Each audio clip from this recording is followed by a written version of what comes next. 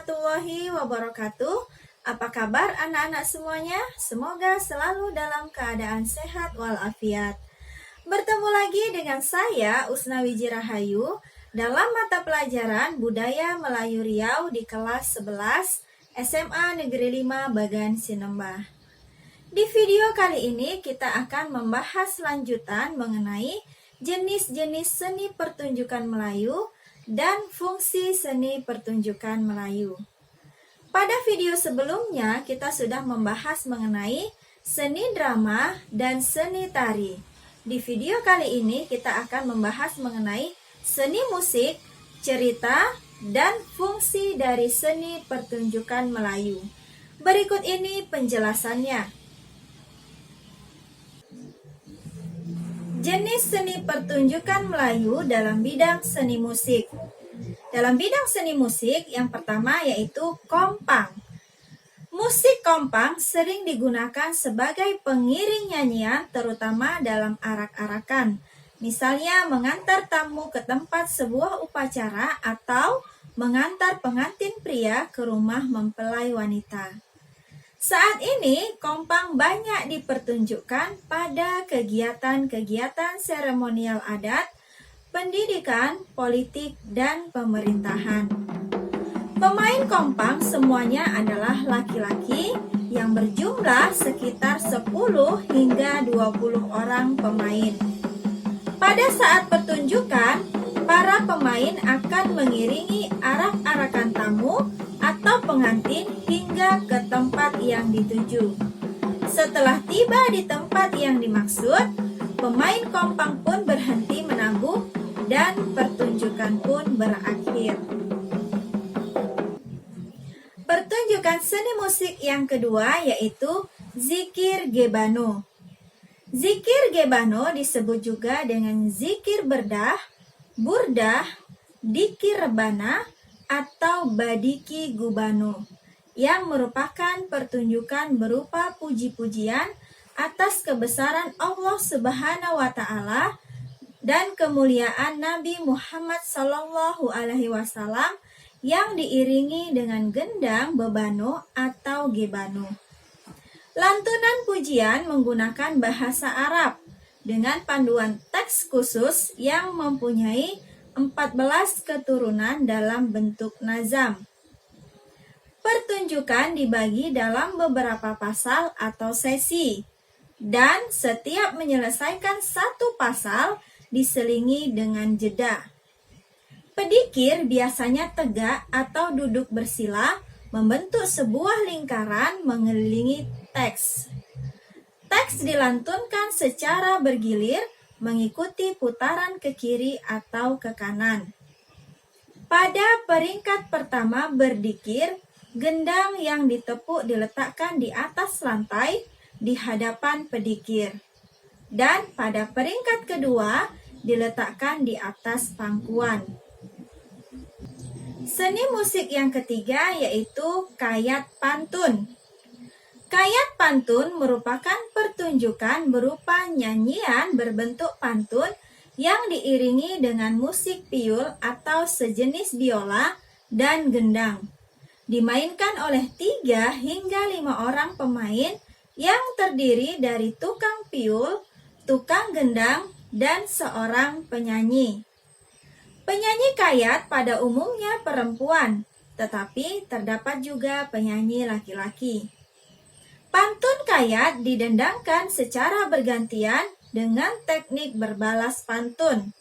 Namun, sering juga dilakukan dengan pola bertingkahan antara sampiran dan isi. Misalnya, seorang penyanyi kayat mendendangkan sampiran, sedangkan isi dilanjutkan oleh tukang kayat yang lain. Kayat ditampilkan untuk memeriahkan hari-hari besar agama Islam, majelis perkawinan, sunat rasul, akikah, masuk suku, penabalan pemimpin adat, ataupun hari besar nasional, terutama memperingati kemerdekaan. Seni pertunjukan musik yang keempat yaitu Calempong Oguong. Calempong Oguong merupakan pergelaran musik instrumental dengan seperangkat alat utama yaitu gong dan calempong. Dimainkan oleh 5 orang pemain yang berperan sebagai pengguguh dan peningkah yang memainkan 6 buah calempong, gendang peningkah, ketepak dasar, dan ketepak bungo, dan oguong atau gong. Penyebutan calempong oguong diambil dari 2 alat utama tradisi ini yaitu calempong dan ogung atau gong. Seni pertunjukan musik yang kelima yaitu mahidin. Mahidin berupa lantunan syair, pantun atau puisi bebas yang dipertunjukkan oleh seorang atau lebih pemahidin sambil memainkan gendang gebano. Jika dipertunjukkan oleh 2 orang atau lebih pemahidin, maka lirik mahidin didendangkan secara berbalas-balasan. Seni pertunjukan Melayu yang keempat yaitu cerita. Yang pertama yaitu koba. Koba merupakan pertunjukan cerita dilagukan yang dituturkan oleh seorang tukang koba. Cerita koba umumnya berkisah tentang pengembaraan tokoh atau pahlawan-pahlawan rekaan. Sebagian cerita diiringi musik berupa gendang gebano atau bebano yang dibawakan oleh tukang koba sendiri.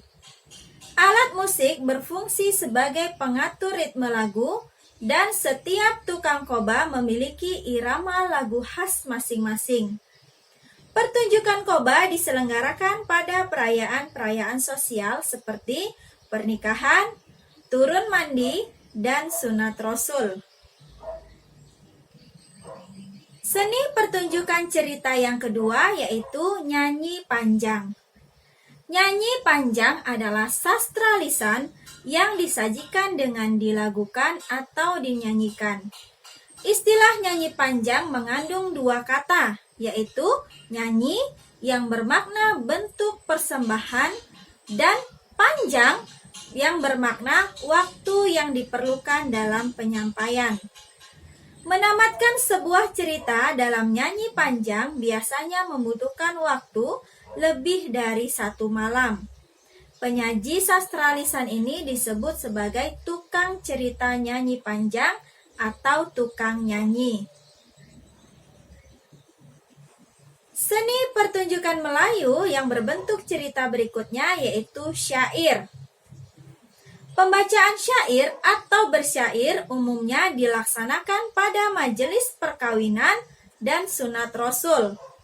Syair digemari karena cerita yang menarik dan mengandung berbagai macam nasihat dan petuah. Sisi lain yang tak kalah penting adalah irama dan gaya pembacanya yang beragam dan mudah dipahami. Isi syair yang dipertunjukkan umumnya berkisah tentang kepahlawanan, sejarah kerajaan, perjalanan hidup seseorang, nasihat-nasihat, dan ajaran agama. Pembahasan berikutnya yaitu fungsi seni pertunjukan. Menurut Edi Sediawati pada tahun 2006, seni pertunjukan memiliki beberapa fungsi. Yang pertama yaitu fungsi religius. Fungsi religius seni pertunjukan diantaranya dapat ditemukan pada berbagai jenis dan bentuk seni yang digunakan sebagai sarana dakwah pada agama Islam. Yang kedua yaitu fungsi edukatif. Fungsi edukatif ditemukan pada seni pertunjukan yang berbentuk karya sastra. Yang ketiga yaitu fungsi peneguhan integrasi sosial. Fungsi peneguhan integrasi sosial dapat ditemukan pada adanya tari-tari tertentu yang hanya dapat ditarikan di lingkungan istana untuk memperkokoh struktur sosial. Yang keempat yaitu fungsi hiburan. Fungsi hiburan dialamatkan kepada para penikmat seni yang menjadikan seni sebagai sarana untuk bersenang-senang. Dan fungsi yang kelima yaitu fungsi ekonomi. Fungsi ekonomi dikuatkan dengan adanya kelompok-kelompok seni yang menjadikan seni pertunjukan sebagai mata pencahariannya. Itulah tadi penjelasan mengenai jenis-jenis seni pertunjukan Melayu dan fungsi seni pertunjukan Melayu. Mudah-mudahan membantu kalian dalam memahami materi pembelajaran di masa pandemi COVID-19 ini. Terima kasih sudah menyaksikan video ini. Wassalamualaikum warahmatullahi wabarakatuh.